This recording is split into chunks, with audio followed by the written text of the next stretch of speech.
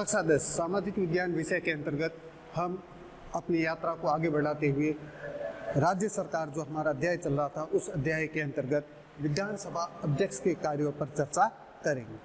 हम ये देखते हैं कि विधानसभा का अध्यक्ष यह वही प्रक्रिया है, क्योंकि हमारे देश में संघीय ढांचे को अपनाया गया। जिस तरह संघीय संसद में लोकसभा और राज्यसभा 2 सदस्यीय सदन होते हैं, उसी तरह राज्य विधानमंडल में भी 2 सदन है, विधानसभा और विधान परिषद। हम यहाँ हमारा अध्ययन विषय है विधानसभा अध्यक्ष। तो विधानसभा की अध्यक्षता का कार्य किसके द्वारा किया जाता है, विधानसभा अध्यक्ष कौन बन सकता है, इन सभी बातों पर हम चर्चा करते हैं। विधानसभा जनता के द्वारा निर्वाचित सदन है, जिसमें जनता के द्वारा निर्वाचित प्रतिनिधि भाग लेते हैं। अब विधानसभा के जो सदस्य हैं वो सदस्य अपने में से ही एक अध्यक्ष और एक उपाध्यक्ष का चयन करते हैं। अगर हम देखें कि राजस्थान विधानसभा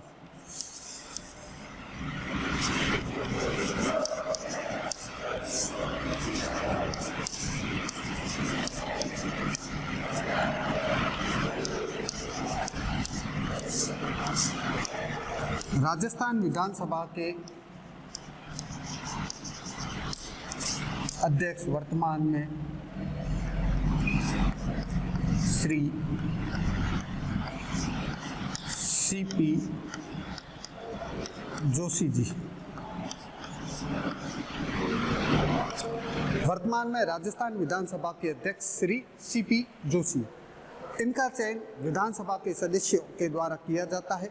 विधानसभा अध्यक्ष के कार्य और दायित्व क्या क्या होते हैं। सबसे पहला, अध्यक्ष होने के नाते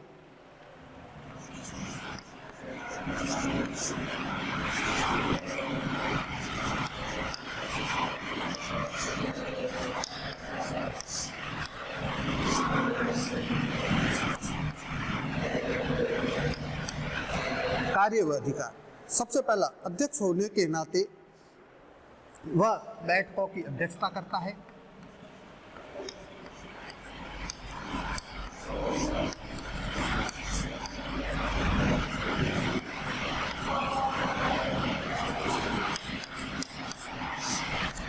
बैठकों की अध्यक्षता करने का कार्य उनके द्वारा किया जाता है। एवं उसके अलावा सदन की कार्यवाही का संचालन,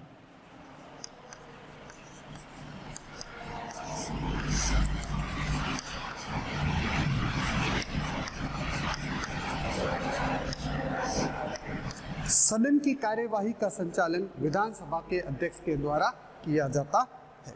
फिर उसके बाद सदन का अध्यक्ष होने के नाते उनका दायित्व है कि सदन में शांति और व्यवस्था बनाए रखना।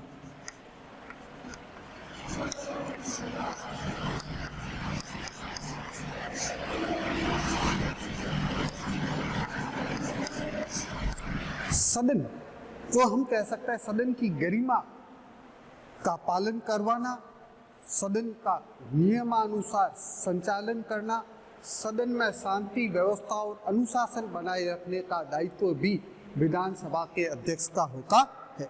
इस हेतु उसे समस्त आवश्यक कार्यवाही करने का अधिकार प्राप्त है। यानी कि विधानसभा का अध्यक्ष नियमानुसार सदन के संचालन के लिए आवश्यक कार्रवाई करने के लिए स्वतंत्र है और वह सदन का सुचारू रूप से संचालन करे, इसके संबंध में वह नियम बना सकता है और निर्धारित नियमों को क्रियान्वित करने का दायित्व भी विधानसभा के अध्यक्ष का होता है। फिर तीसरा,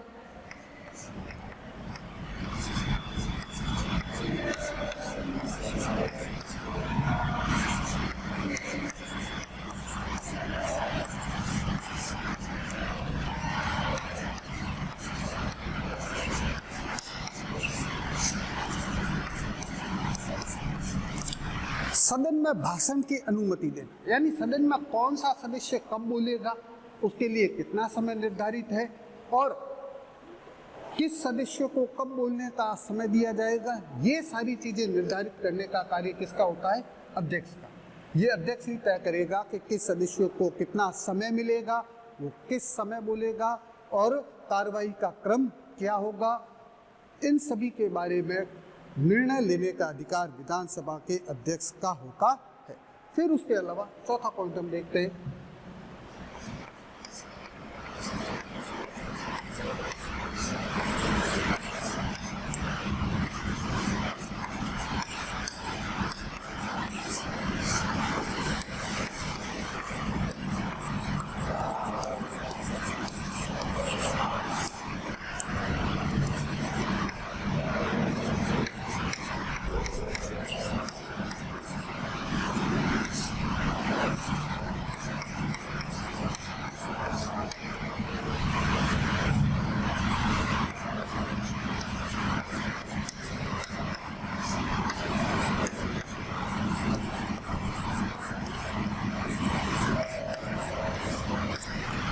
सदन की कार्रवाई से असंसदीय व अशिष्ट शब्दों को हटाने का अधिकार, यानी कि हम कह सकते हैं कि सदन है, सदन के अंतर्गत अलग अलग सदस्य होते हैं। कई बार संसद का माहौल है वो आक्रामक एवं उत्तेजक भी हो जाता है। ऐसी परिस्थिति में यदि किसी सदस्य के द्वारा असंसदीय व अशिष्ट शब्दों का उपयोग किया गया हो तो उन्हें कार्रवाई से निकालने का अधिकार भी अध्यक्ष का है। वह उसे रिकॉर्ड से हटाने का आदेश दे सकता है और सदन का अध्यक्ष होने के नाते वह सदस्यों में गरिमापूर्ण व्यवहार के लिए उन्हें निर्देशित कर दे सकता है। इस संबंध में नियमों का वो कड़ाई से पालन करने के लिए भी स्वतंत्र होता है।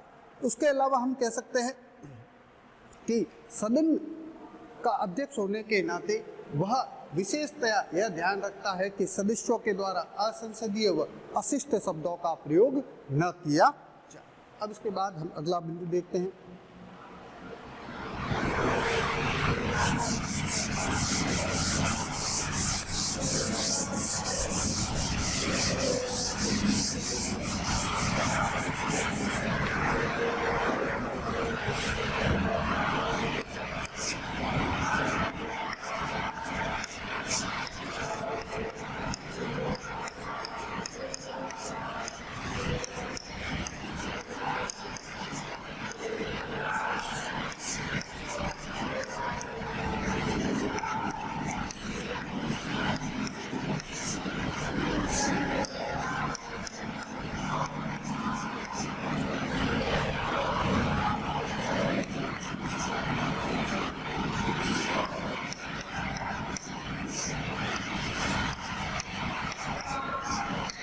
सदन के नेता, अब देखिए सदन का नेता कौन है? सदन का नेता राज्य विधानसभा के अंदर सदन का नेता होगा मुख्यमंत्री और उसके परामर्श के अनुसार वह सदन की कार्यवाही का क्रम निर्धारित करता है कि किस समय।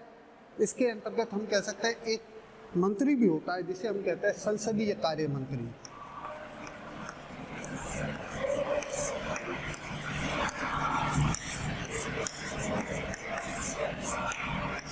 संसदीय कार्य मंत्री यह सदन का मुख्य सचेतक के रूप में, मुख्य सचेतक, उप मुख्य सचेतक, ये हम कह सकते हैं सत्ता पक्ष के होते हैं। संसदीय कार्य मंत्री, मुख्य सचेतक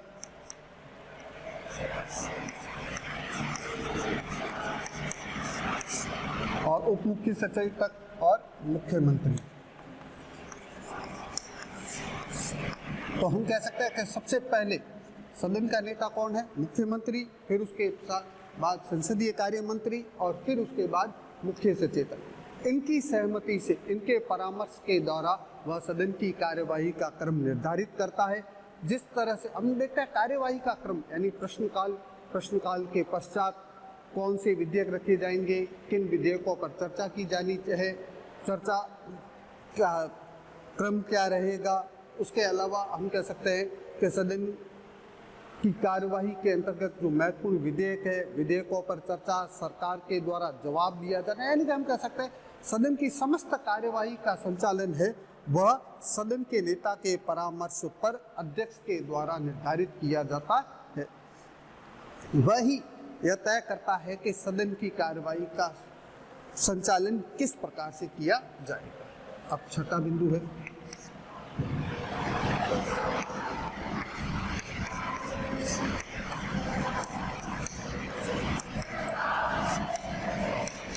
स्वीकार या अस्वीकार करना।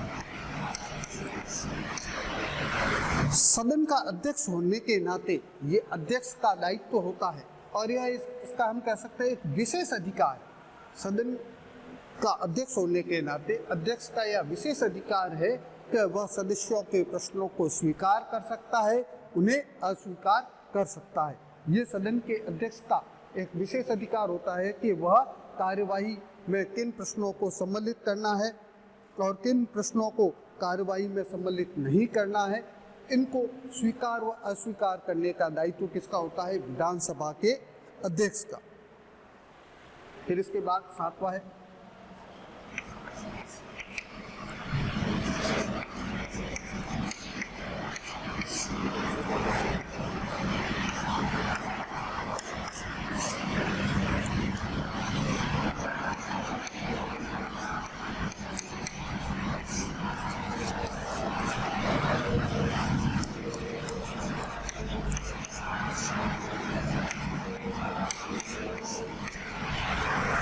सदन में किसी विषय पर मत विभाजन को स्वीकार करते हुए मतदान की व्यवस्था करवाना, मतदान के पश्चात उसके परिणाम की घोषणा करना। लेकिन यदि किसी प्रश्न पर, यहाँ सबसे महत्वपूर्ण बात है, पक्ष और विपक्ष में, पक्ष व विपक्ष में अगर बराबर मत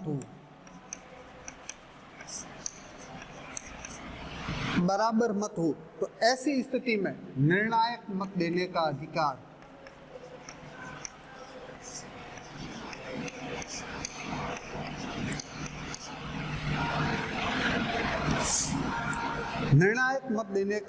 किसके पास होगा? विधानसभा के अध्यक्ष के पास। वह ऐसी विशेष परिस्थिति में जब पक्ष और विपक्ष में बराबर मत हो, तो ऐसी स्थिति में निर्णायक मत देने का अधिकार अध्यक्ष का होता है। सामान्य परिस्थितियों में अध्यक्ष मतदान में भाग नहीं लेता। महत्वपूर्ण बात है, सामान्य परिस्थितियों में अध्यक्ष है वह मतदान में भाग नहीं लेता, किंतु ये विशेष परिस्थिति है कि यदि पक्ष और विपक्ष में समान मत हो, तो ऐसी स्थिति में निर्णायक मत देने का अधिकार विधानसभा के अध्यक्ष का होता है। अब इसके पश्चात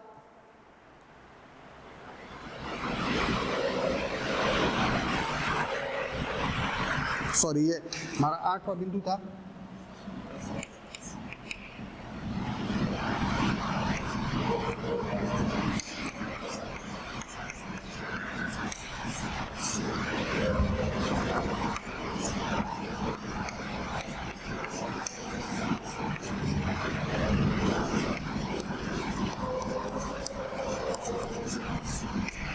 आठवां बिंदु था निर्णायक मत देने का अधिकार, यानी कि हम कह सकते हैं कि सदन में मतदान करवाना, परिणाम की घोषणा करना उसका दायित्व है। यदि किसी विशेष परिस्थिति के कारण पक्ष विपक्ष में बराबर मत हो, तो निर्णायक मत देने का अधिकार भी अध्यक्ष को प्राप्त है। फिर इसके बाद 9वां बिंदु है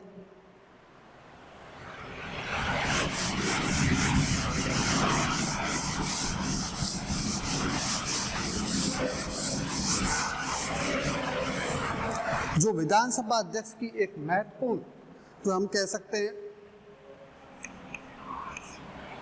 जो विधानसभा अध्यक्ष की एक महत्वपूर्ण वित्तीय शक्ति है, धन विधेयक।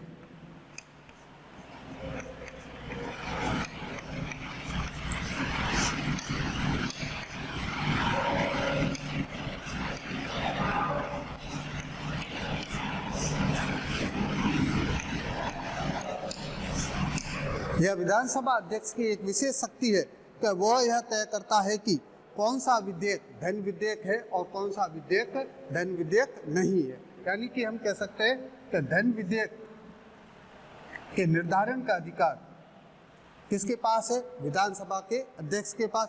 विधानसभा का अध्यक्ष ही यह तय करता है कि कौन सा विधेयक धन विधेयक है या नहीं। इसका जो निर्णय है किसके द्वारा किया जाएगा? विधानसभा के अध्यक्ष के द्वारा। विधानसभा का अध्यक्ष तय करेगा कि कौन सा विधेयक धन विधेयक है या नहीं। अब 10वां बिंदु हम देखते हैं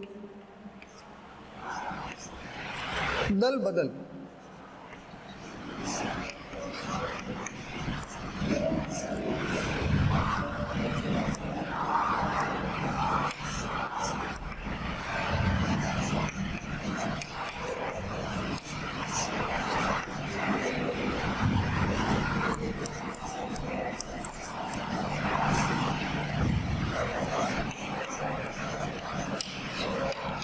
दल बदल संबंधी जो याचिकाएं हैं उन पर निर्णय करने का अधिकार किसके पास है? विधानसभा के अध्यक्ष के पास है।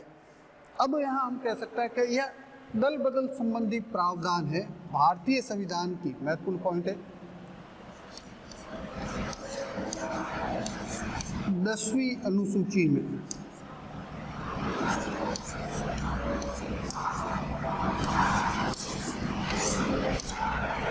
भारतीय संविधान की 10वीं अनुसूची में दल बदल पर रोक संबंधी प्रावधान है। दल बदल पर रोक संबंधी प्रावधान है।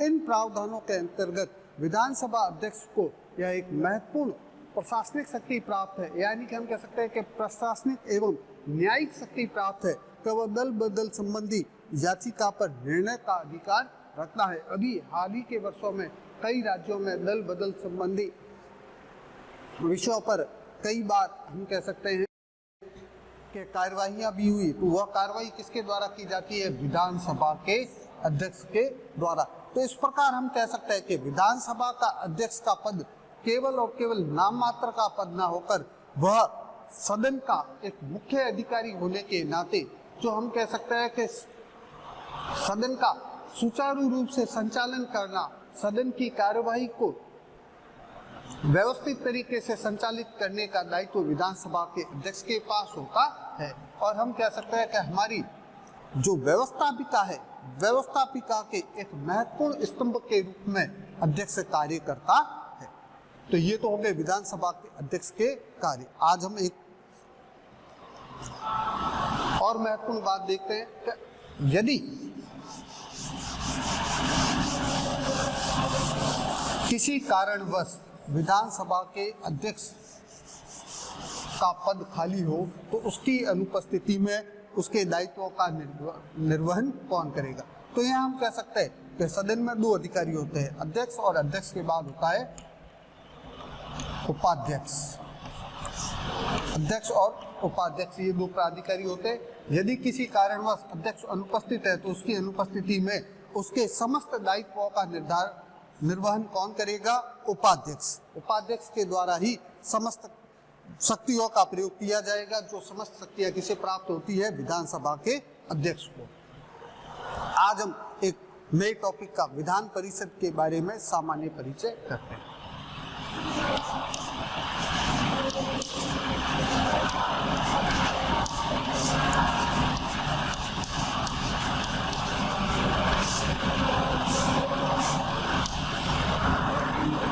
विधान परिषद, अब यहाँ हम कह सकते हैं कि विधान परिषद भारतीय संविधान के अनुच्छेद 170 में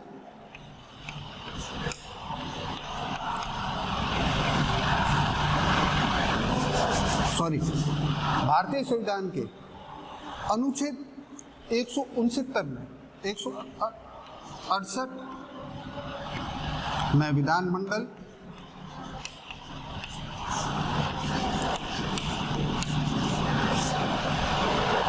अनुच्छेद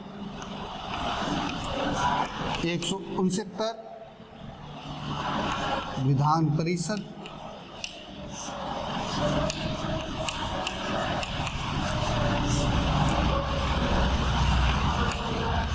अनुच्छेद 170 विधानसभा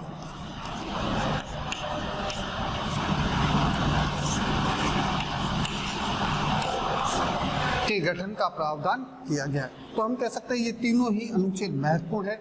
अनुच्छेद 168 में विधानमंडल जिसके 3 अंग है, राज्यपाल, विधानसभा और विधान परिषद। अनुच्छेद 169 विधान परिषद, तो यहाँ हमारा विषय वस्तु है विधान परिषद, और अनुच्छेद 170 में विधानसभा के गठन का उल्लेख है जिसकी चर्चा हम अपने पिछले क्लासों में कर चुके हैं। अनुच्छेद 169 विधान परिषद। अब हमारे मन में ये प्रश्न उत्पन्न होता है कि विधान परिषद का गठन किस तरह से किया जा सकता है। तो यहाँ सबसे महत्वपूर्ण बात है कि विधान परिषद के गठन के संबंध में भारतीय संविधान में प्रावधान है कि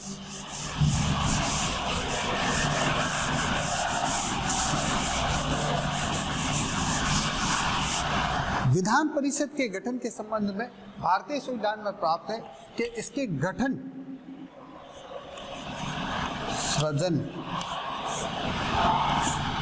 व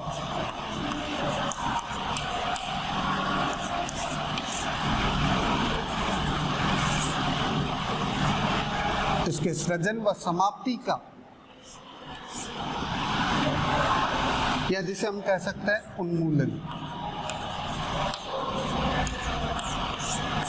का अधिकार किसके पास है? इसके सृजन व उन्मूलन हेतु राज्य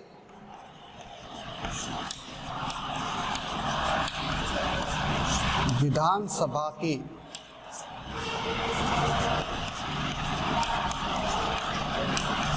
निर्वाचित सदस्यों द्वारा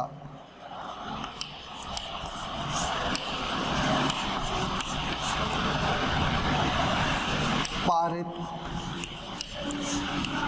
प्रस्ताव पर राज्य विधानसभा के निर्वाचित सदस्यों द्वारा पारित प्रस्ताव, अब यह प्रस्ताव सृजन का भी हो सकता है और समाप्ति या उन्मूलन का भी हो सकता है कि अमुक राज्य में विधान परिषद का सृजन किया जाए या अमुक राज्य में विधान परिषद का उन्मूलन किया जाए। जैसा कि इसके मैं आपको दो उदाहरण बताऊं। अभी आपने देखा होगा राजस्थान में विधान परिषद नहीं है, तो इसके सृजन का प्रस्ताव राज्य विधानसभा के द्वारा पारित करके भारतीय संसद को भेजा गया है। उसी तरीके से हम देखते हैं कि उन्मूलन का उदाहरण है, अभी हाल ही में आंध्र प्रदेश विधानसभा के द्वारा राज्य में विधान परिषद के उन्मूलन या समाप्ति का प्रस्ताव भी भारतीय संसद के पास भेजा गया। तो इस प्रकार हम कह सकते हैं कि राज्य विधानसभा के निर्वाचित सदस्यों द्वारा पारित प्रस्ताव, अब यह पारित प्रस्ताव सृजन के लिए भी हो सकता है और उन्मूलन या समाप्ति के लिए भी हो सकता है। फिर इस पर भारतीय संसद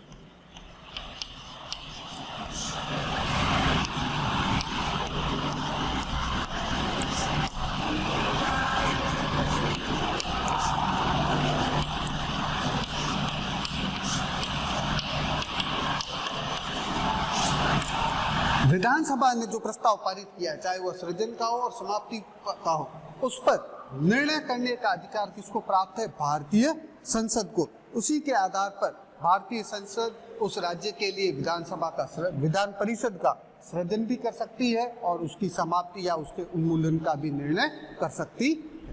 अब हम चलते हैं आज के होमवर्क पर।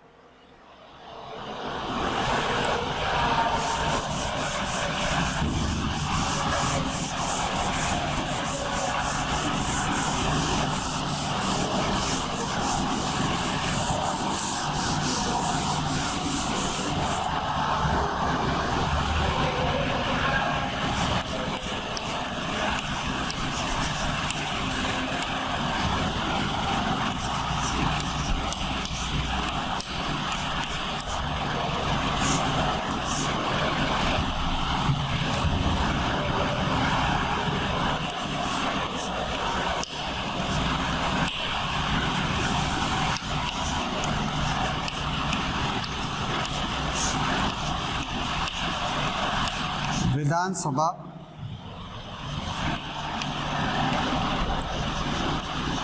अध्यक्ष के कार्य व अधिकारों को